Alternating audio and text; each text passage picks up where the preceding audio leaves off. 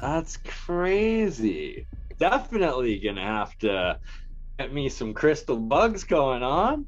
I mean, you might as well because you put so much time and effort, and this is right up your alley, dude. Take this info and duplicate the experiment, and let's see if we can make bugs out of. I've created some things in some of my alchemy jars. They look alive. It looks like different corals almost grown out of metals and all sorts of weird different things, starting with just salt, distilled water, and a couple of metals, whether it's zinc, copper, gold, silver, or iron, or a combination of them. And it's like, how the heck do all of these different things manifest out of it? Yeah, and if you read this, it sounds like what you're talking about. Essentially, that'll be like the primordial soup of, hey, you just have water and electricity and some base metals, and boom, out comes life, or out Hairy comes insects. Make sure you go to shopc60.com, use the code LEAK10 or click the link specific and you'll get 10% off. This is the best carbon 60 on the planet, and they've now got it in single packs, and it's great for your pets. Free shipping, third-party tested, organic oils. Performance does matter. Try the ultimate antioxidant protection today. Did you know that C60 is the most powerful antioxidant known? Not only can C60 help maximize the efficiency of the cells in producing energy, but it may also provide cellular protection against many toxic environmental factors. This unique structure makes C60 a free radical sponge with the ability to neutralize free radicals and reset itself again and again. Get some. Use the code LEAK10. You'll be glad you did. Hey, everybody. I'm Rex Bear. How the heck are you? Beautiful night out here in Southern Colorado.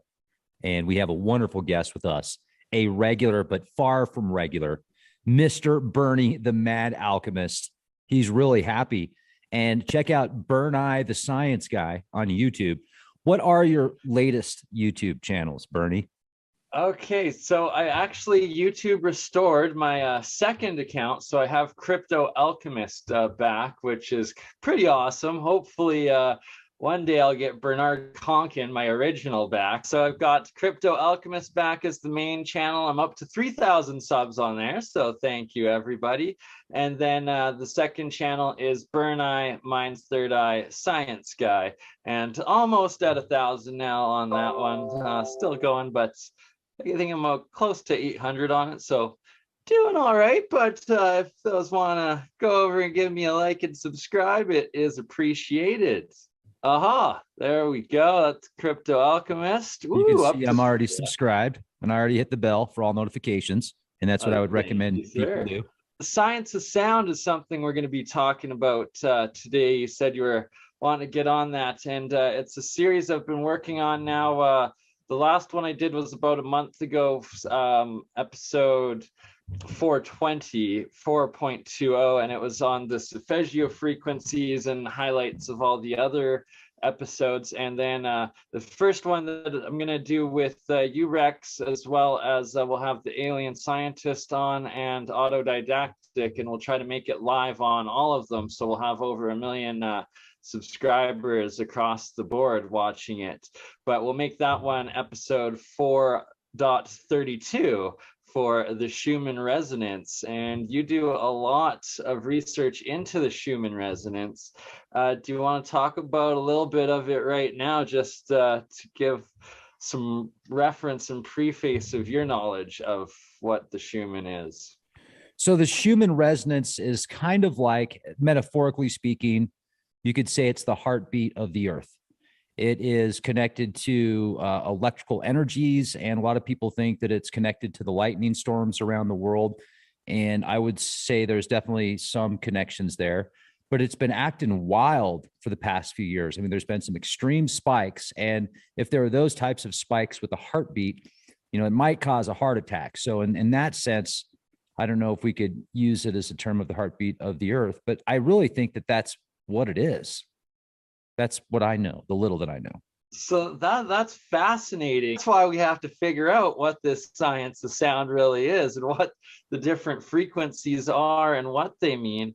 And then what number, 7 something you were saying? It's 7.83 hertz typically is what the Schumann resonance is, 7.83 hertz, whereas the 432 hertz is what some people consider like the magical frequency. But here's a diagram of the Schumann resonances in the Earth's atmosphere. You can see right here the 7.83. Okay. 14.1. Interesting. And then 20.3. But most people will base the Schumann resonance off of this number right here, 7.83 hertz, which is an extremely low frequency. They're also, what we've discovered so far is they seem to be the same frequencies as specific light wave colors and band waves as well. This is a Schumann resonance right here. This is a graph showing, and there's a lot of blackouts on it, but the Schumann resonance, this is a spectrogram system. And there's actually several different locations you can see from California to South Africa, and they measure the Schumann resonance. And like I said, it's usually right about 7.83, but it has been spiking substantially over the past 3 years. There's been some major increases in it. Now, the 432, like you're mentioning, though, is such a sacred number. And also, there's a king list from Berosus, which is the priest of Bel-Marduk. He wrote about a king list of 10 kings that ruled for 432,000 years. And that's what most of the cathedrals are tuned to, 432. I think you even had mentioned that before. Yeah. 3 of the solfeggios are 936, 369, and 639 as well, which are some of Tesla's biggest numbers back in the day, is the 369, and that those turn out to be these specific solfeggios, and that a lot of the solfeggio numbers or frequencies, when they put those Hertzian frequencies into sound music, people say either heal them or sometimes agitate them, depending on which one of the solfeggios it is. And then also the 432 is another one that people have put into the music and claim that it's more relaxing, that it calms the nerves a lot more, and that I guess you can kind of get into the feeling or the mood of the music a lot more in these specific ranges of frequency. So generally, this solfeggio frequency has been proven to be a healing frequency, since it reduces anxiety, lowers the heart rate and blood pressure, and that's referring to 432 hertz right here. It is a frequency that encourages the synchronicity between both brain hemispheres, which increase intuition, insight, and creativity. Now, that's the science behind 432. I like that. The assumption that it wasn't 432, if 417 hertz, but that's 417, where 432 is not on there. And it's also the chakras.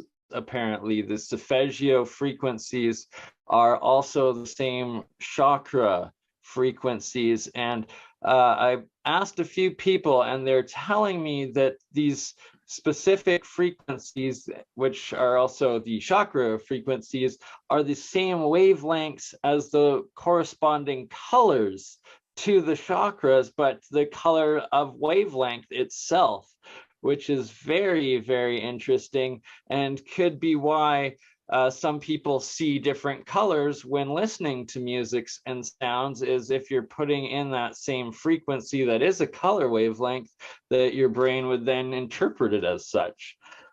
Let's take a look here. Let's analyze this. For this type in music, the, what do you call it? The solfeggio? Solfeggio. Solfeggio. Solfeggio. The solfeggio. Solfeggio.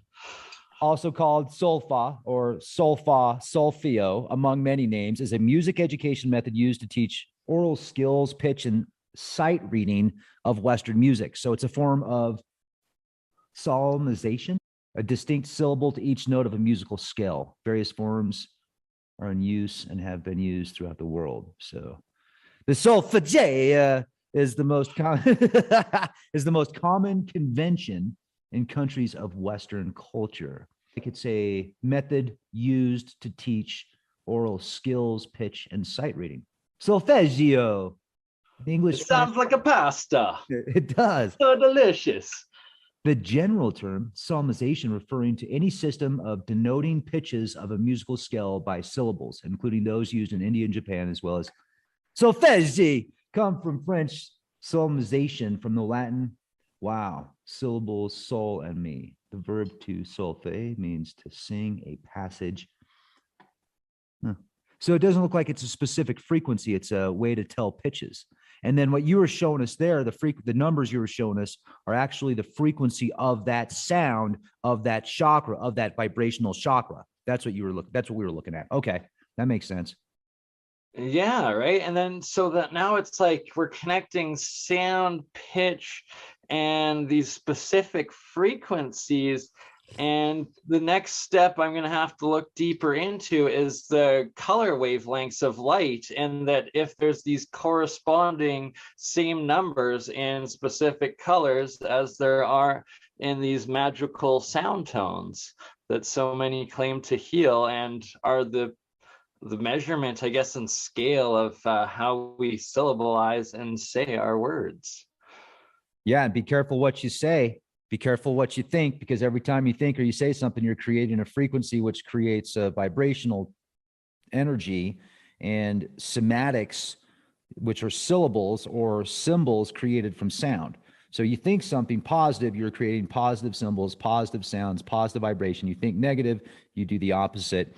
And this is, if we're looking at the light spectrum here, you got the visible spectrum, which is like 0.1% of the electromagnetic light spectrum. And then your brain filters out about 50% of that. And then we also, when we go look at the ancient descriptions of the chakras, they knew exactly where the chakras were. And that can be validated now with Kirlian photography. You can see the chakras and the colors, and they were able to verify thousands of years ago where the chakras were and which chakra had the lower vibration based upon the color. They knew that.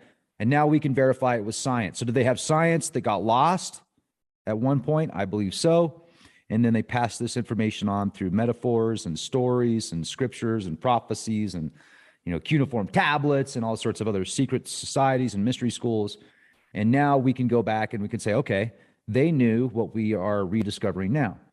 So we look at frequency, and then we realize that if you have a world bombarded with 440 hertz, which is disharmonious, versus 432, which is harmonious, you have a completely different vibration overlapping the world that we live in. It's quite fascinating to think about. Right. And before you got rid of that scale, though, the red blue got ultraviolet on one end and infrared on the other end of our visual light spectrum. And apparently another thing I'm looking into here is like this cobalt glass and blue glass, and it was in a lot of these old walkways and above ground roofing, that like sidewalks and stuff, even in America and stuff, they had this cobalt glass that lit up the under carriages.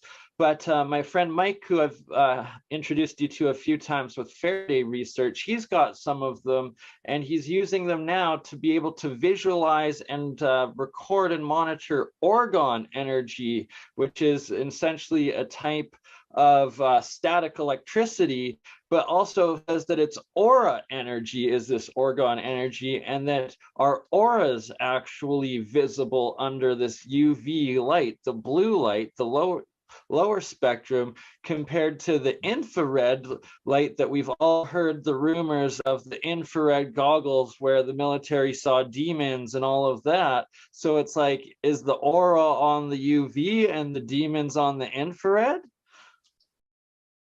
Well, oh, you muted yourself, Rex. Oh, I thought I unmuted myself. Our definition of demons, it's verbiage here. Once again, they could be just a natural part of life, and they are a different type of life form. And then based upon people's perceptions through the years, they're going to call them demon or something to label it as supernatural. Or spirit sort of thing, right? Just like a higher dimensional energy in the infrared, and then our life energy, our aura, in that UV. And it's also part of it I find so fascinating, and my understanding of electricity and Tesla's work. Oh, Rex, are you still there? Yeah, I'm here. Oh, okay. Oh, you're just holding your face. It looked like you froze. Sorry. Probably did.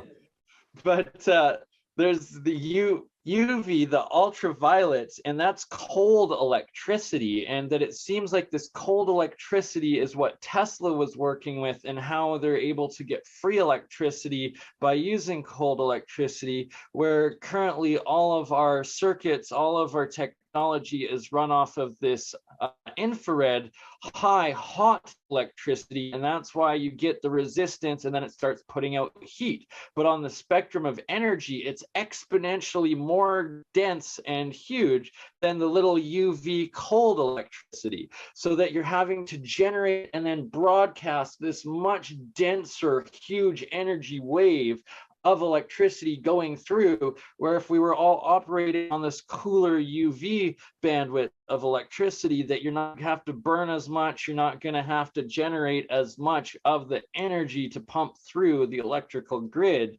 before amping it up through your transistors and oh gosh, what's the word?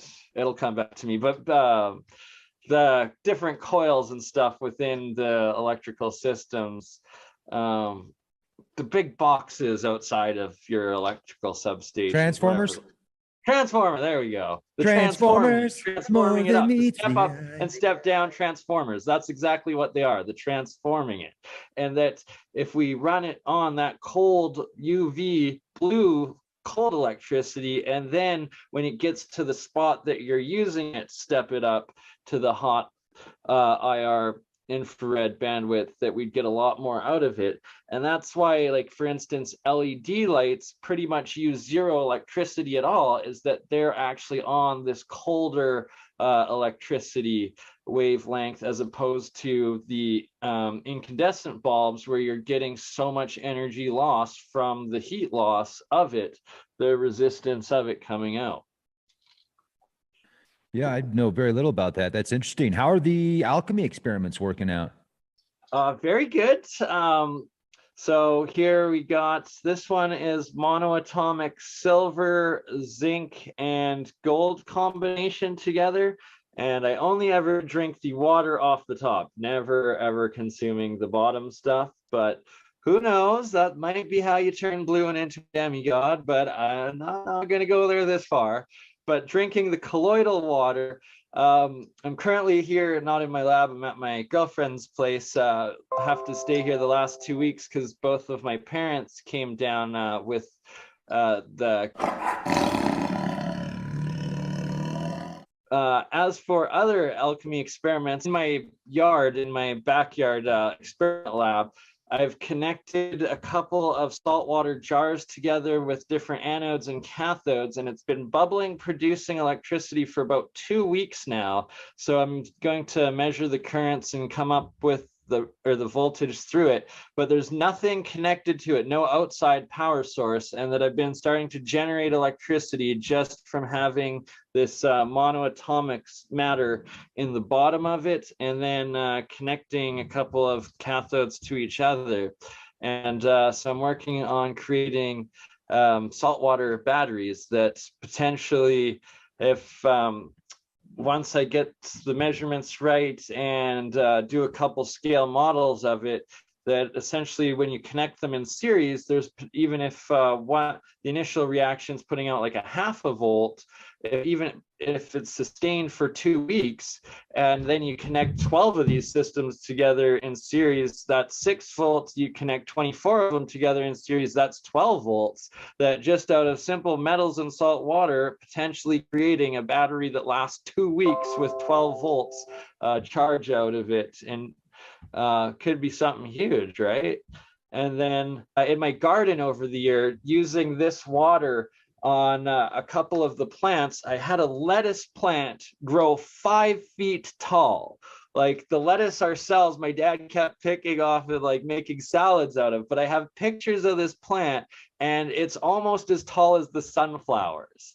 And then there's a couple of kale plants that I also watered with it, and they're about 5 times the size of the surrounding kale as well. So some pretty fascinating stuff coming out with these experiments this year. Yeah, that's great. Are you going to grow some new stuff? Yeah, so I'm gonna set up here because we're going into winter, obviously in the northern hemisphere, especially up in Canada. It might be fall in the U.S., but we've already got actually had 3 frosts up here in Calgary so far. It snowed up the street from us last night. Yeah. Right. Yeah. Yeah. It's getting cold. So come springtime, or like maybe January, February even, my dad's got a bunch of grow lights downstairs in our house. So I'm gonna start doing some controlled experiments of doing some seeds with regular water, seeds with the colloidal waters.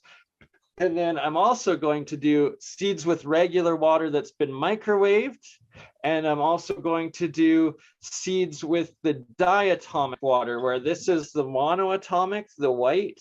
There's also the metals oxidize and turn blue, where it turns diatomic. And that's what I theorize is the very poisonous stuff that people get heavy metal poisoning from. So I'm also going to try doing some seeds under the diatomic water, another control to see if it's at least poisonous to plants and whatnot, because there's so many different variables. We got to test them all. Nice. And so are you going to do a book on that? Like how are you going to? So I've been encouraged by Bob Grenier. He runs the Martin Fleischmann Memorial Project, Martin Fleischmann being one half of Pons and Fleischmann, who originally discovered cold fusion. But he's based out of England, and he's a well-renowned academic in the LENR, low energy nuclear reactions, the keyword for real research on cold fusion and academia, because cold fusion doesn't exist. But he's been encouraging me to publish in journals, and that I will be able to publish under him. So that will be quite awesome to actually put it out there in the scientific community as well. Oh, that's great, man. Sounds like you're doing a lot of really cool stuff. I would really like to see you put a lab together and have a live stream constantly going where you could show your different experiments, right? You could show your different formulas, and you could have it all detailed as much as possible, all the info as possible. And then maybe you could try those experiments that were done by Andrew Cross and Michael Faraday, where they were creating insects out of crystals and low energy. You haven't seen this? This is right up your freaking alley, bro. Okay, I'm showing you right now. This is gonna blow your freaking mind, dude. This is insane. Rex research, bugs from crystal experiments. Anthony Cross. It was in the 1800s when he did it, and then Michael Faraday duplicated the experiment, and then what? Yeah, so cool. Isn't Rex research great, by the way? Yeah, I like it. Here we go. Let's see, pull this up. And I have no affiliation with this website. So this is it, Andrew Cross, and they created insects essentially out of sounds and frequencies, and this is showing what they did. How they did it. It was an accident. They did not mean Michael Faraday meant to duplicate the experiment, and he did, but Andrew Cross did not mean to do this. And he got so much ridicule that he wrote a letter to the science community. He's like, look, I'm just telling you what happened. I'm not trying to get fame or fortune for this. This is what happened. And if you want to give me a hard time about it, then clearly you guys don't know what science is. You're just following you're following your own agendas, and you're fluffing your own egos. And he was pretty pissed, very respectable. You can read the letters that he sent out. And this is this is it right here. That's crazy. Yeah. Definitely gonna have to get me some crystal bugs going on. I mean, you might as well, because you put so much time and effort, and this is right up your alley, dude. This is right up your alley. So take this info and duplicate the experiment, and let's see if we can make bugs out of, like, here, where's it at? Let's read about this here. Let's pull up. Because, like, I've created some things in some of my alchemy jars that, like, they look alive, and it's like, it looks like different corals almost that have like grown out of metals and all sorts of weird different things. And it's like, I'm starting with just salt, distilled water, and a couple of like metals, whether it's like zinc, copper, gold, silver, or iron, or a combination of them. And it's like, how the heck do all of these different things manifest out of it? Yeah. And if you read this, it sounds like what you're talking about. Like I'm reading it as you're talking. This chapter right here, after some months, electrical action, gelatinous silica enveloped both wires, but in much greater quantity at the positive pole. And in about 8 months from the commencement of the experiment, on examining these two wires very minutely by means of a lens, having removed them from the solution for that purpose, I plainly perceived one of these insects upon the gelatinous silica on the silver wire and about half an inch below the surface of the fluid when replaced in its original position. Yeah, this is sounding exactly like what I've been doing and seem to be coming up with. Listen to this. Yeah, Listen to this weird. real quick, and then I want you to take over, brother. In 1837, Andrew Cross reported to the London Electrical Society concerning the accidental, spontaneous generation of life in the form of a curious genus insects while he was conducting experiments on the formation of artificial crystals by means of prolonged exposure nanu to weak electrical current throughout numerous strict experiments under a wide variety of conditions, utterly inimical to the life as we know it. The insects continued to manifest. The great Michael Faraday also reported to the Royal Institute that he replicated the experiment soon afterward. All notice of this phenomenon ceased to be reported, and the matter has not been resolved since then. Resolve it for us, Bernie. Oh my God, that's like the best description I've ever heard of the sort of stuff I've been coming up with and creating on mine. And it's exactly, especially on the anode side, that these transmutations happen and these little clusters of things start to form. And then it's like they literally like swim around in the water and like stay at certain levels and like grow different hairs off of them. And like, it's so strange, but it's exactly like what was just described there. So wow, I'm going to literally be reproducing some of Michael Faraday's original reproductions of Prow's work. That's mind-blowing right there. I think that it was designed for you in the 21st century to do. I mean, that's you, brother. And this could take you to the next level. Now, this is what you're going to have to do, though. You're going to have to figure out a way to make it completely sanitary. You're going to have to figure out the ways to follow all the protocols and document the results, record the results. And if you pull an insect out of that thing, dude, it's a game changer for you. It's an app for everybody. It's a game changer for everybody. Yeah. So essentially that'll be like the primordial soup of, hey, you just have water and electricity and some base metals and boom, out comes life, or out hairy comes insects, different creations. Yeah. And like, wow. Yeah, like, and there's things that have grown that look like these nanotubed worms and like all sorts of these like, you remember Groot. I like, next time we're on here, maybe next couple weeks or so, when I'm back at in my lab, I'll show you Groot the iron root #2 that has grown. And it was just an iron nail, and then it's like this big brain thing has grown off the top of them, and then like all these hairs coming off of them and stuff. Kind of looks like a jellyfish but then like all other tubular like leg looking things. Like it looks like Groot the root #2. I like that. Well, yeah, cool, man. I just want to hear more about what you've been doing. Tell us more about the science of sound and your experiments. And next time we get you on the show, which will be soon, we can maybe dive back into Tartaria, maybe.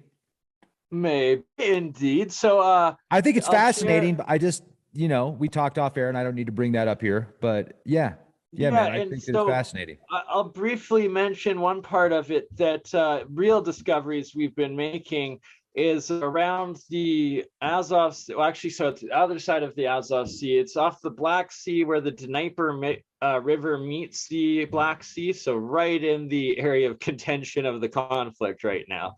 And it goes up, and then right by the city of Dnipro on the Dnieper River in Ukraine is where we've started mapping it, and we've got about 250 kilometers mapped out on Google Earth of that segment of the Star Fort, what we're calling Great Wall of Tartaria, but essentially it's a Great Wall of these star forts, where it's the same wall formation that the original Wall Street in New York was made. It was a wall of these ramparts, these star fort walls, and it's the exact same rampart walls, 250 kilometers of it that we've measured in Ukraine of it, and every single kilometer there's one of these batteries, the same batteries from Battery Park in New York, and that like the base of the Statue of Liberty is on, these star fort batteries, one every kilometer along this wall through Ukraine. And then we pick it up as well in Siberia, and we've measured another 200 kilometers of this wall in Siberia. And it's like, if it connects from both of those, that's over a couple thousand kilometers that this wall of star forts will be, that has zero history, like zero official history. There's a couple like what seem like references to it in these ancient Greek traveling books and trading books that seem to like mention a description of what it sounds like. So it's at least a few thousand years old. And that it's the same design, the same infrastructure as what originally based New York was made out of. So it's like there's something so much more to these star forts and to this lost whatever it was. And then I was looking at, if you remember that one picture of the one in Portugal there that we did as one of the thumbnails for the last one, I took another look at it, and what it seems like is that it's actually water that is being pumped up from an underground aquifer to the very top, the highest point in it, and then it must cascade down. And that's why all of the channels were filled with water and how they were filled with water, because these star forts, it's like they're moats upon moats upon moats and the ancient depictions of them, yet there's no modern water sources around them. And then it's like you hear these ancient stories of like the Babylonian water gardens and all this stuff. It's like, were these star forts? And that there's another story of the Solomon's Temple, the original Holy of Holies, that twice a day this underground fountain popped up right in the center of it, and water came gushing down out of and flowed through the whole city. And this is documented in the Old Testament of the original Solomon's Temple. And it's like, it looks like a star fort too. So were these star forts the leftover ancient remnants, and that they were all just water powered from these ancient underground aquifers? But then that also would infer that they would have had to have been built from the underground up just to like do all of that much. And in that age, it's mind-blowing more and more. But I'll get into it in one of our next podcasts for sure. Yeah, like let's find out if this goes back to the Atlantean times. And that's what it's starting to look like. Yeah.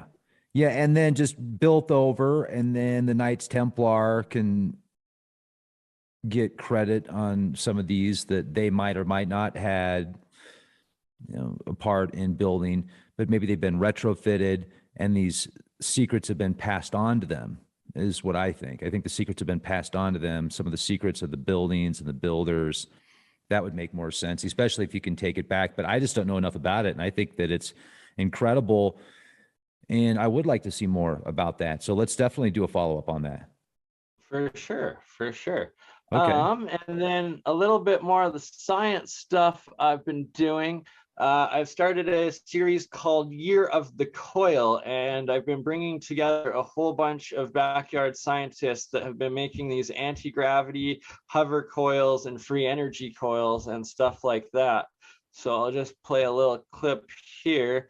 I've got it muted, but this is a Mike from Space's triple solenoid coil, where the red and the green are positive negatives, and it's like a triple bifilar layer of coils that he's getting both several times over amplification unity on, as well as some hovering anti-gravity effects in the center, which essentially is like a counter space of it. Let's see. Oh, come on. There we go. Now my mouse is working. Okay, then there's Gerald. This right here is a double bifilar coil, but when you put specific frequencies through it, it just goes pop and starts levitating right over top. And that they're working, a couple guys I'm working with are essentially trying to create hoverboards out of these. So who knows, we might have Jetsons hoverboards within a short period of time if we can keep the technology going. And the development going, and keep bringing all of these geniuses and their different designs together. And that also with these coils, the same guy, Gerald here, he just exposed seeds for about 30 seconds to one of these coils fired up, and then grew them next to regular seeds, and he got about 3 to 4 times the yield and growth rate off the seeds that were just exposed for only 30 seconds to these frequencies.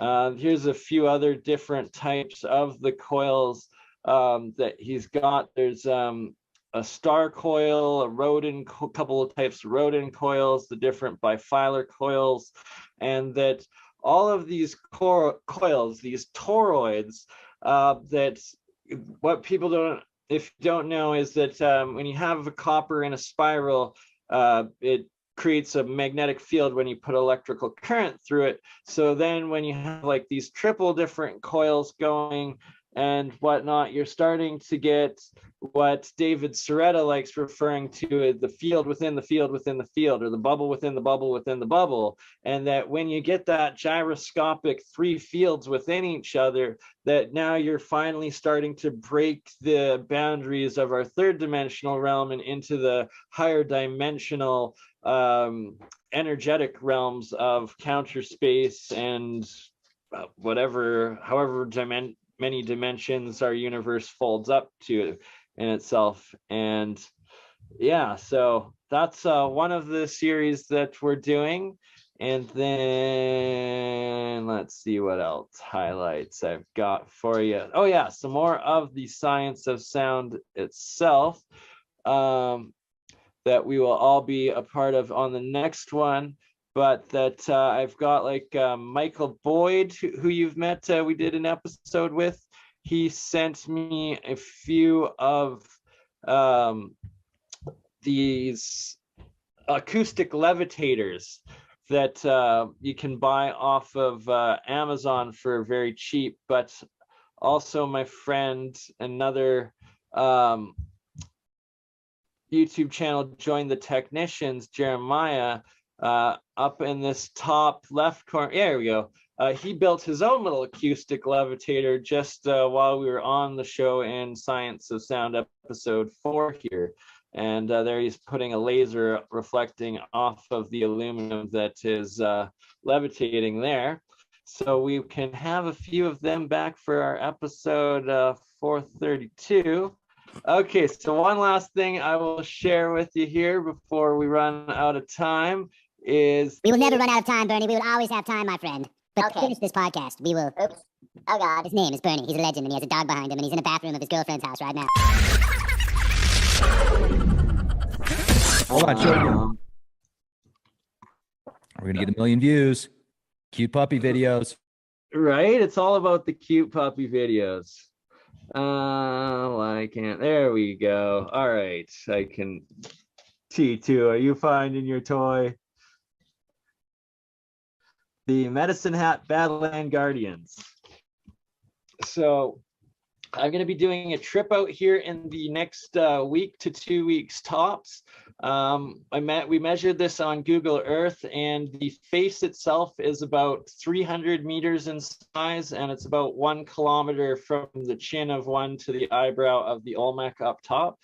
So I'm going to be taking a drone out there to try to get up and get the images of.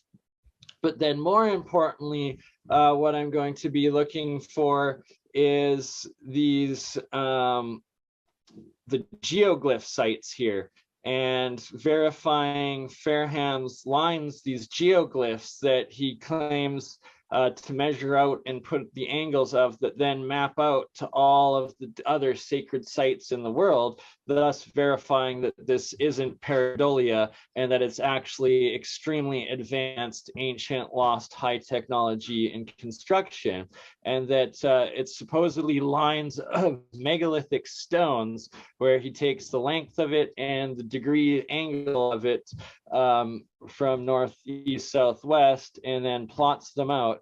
And this one right here, you can see goes directly to Hawaii, directly to the tip of the Baja Peninsula, and to the coast of the east coast of Canada, and as well as like a little island in Hudson's Bay there. And that there's so many more of these geoglyphs that apparently plot out literally across the entire world, including all the way over to Egypt and the Egyptian pyramids. Oh, I think I passed that part already, but basically this territory right here is all of the geoglyphs plotted out from the Medicine Hat Badlands in Alberta, Canada, where you have Hawaii, you have Luxor, Egypt, you have the Giza pyramids, you have the tip of Greenland, you have Mexico City, you have Cuba, you have the Azores and Canary Islands, and it's like, how do just random lines of stone in some little valley in Badlands in Alberta magically reproduce all of these numbers? I'm really looking forward to seeing what you find out there. And do you have an aerial camera?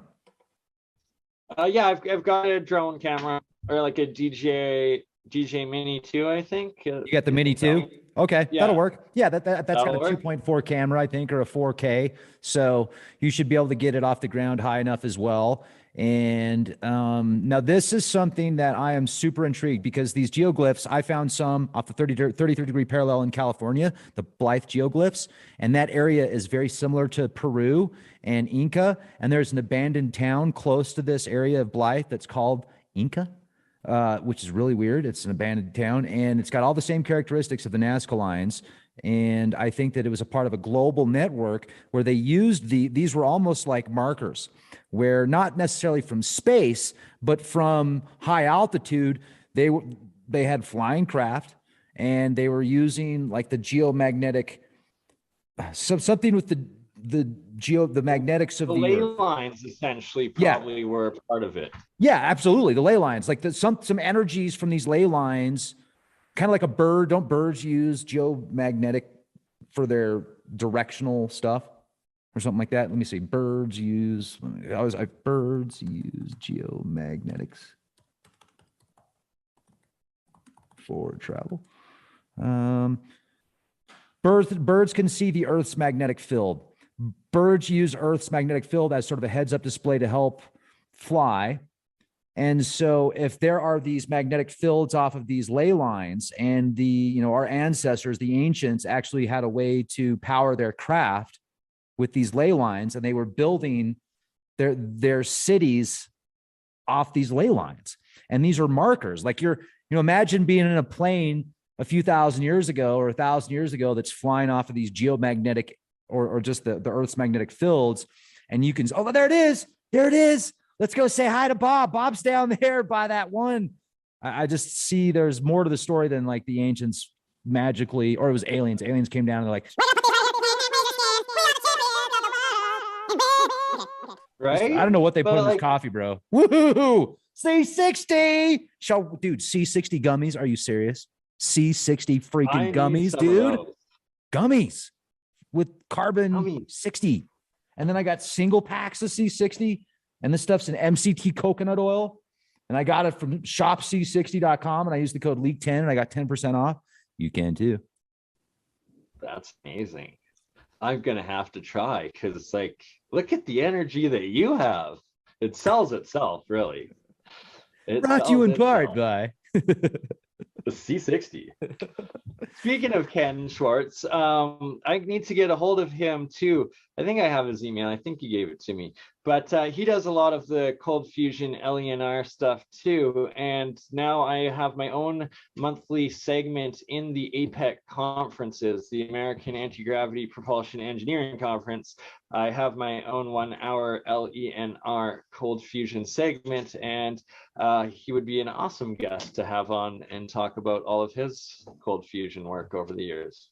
I would like to see that. And I would also, maybe I can facilitate a conversation where we're all talking and doing a presentation, because I think you guys 100%. could definitely ask some great questions, and I could, kind of, okay, yeah. And I'll just listen, I'll be like, yeah, I like this. Because this is definitely more your forte and his forte when it comes to the Mox fusion and the different energy stuff. You guys are way ahead of my thought process in that regards. And I'll just, I'll give you my opinions of it, and I think it'll be great. And dude, I think you're great. And I appreciate you, talking to us in your girlfriend's bathroom. It's the mirror that does it. It's the mirror. It is. It's right next to the toilet. He's sitting on the toilet right now doing the interview. It's the bedroom. Oh, man, I got to lay off this Durban poison here. It's hilarious. You're awesome, dude. I really appreciate you, man. Thank you. And I appreciate your persistence, and I appreciate all that you do. I'll send you the link when this is uploaded, and I hope you keep being the change you want to see, man. Appreciate it, brother. Same to you. Much love and respect, and we'll see you all on the next one. Right on.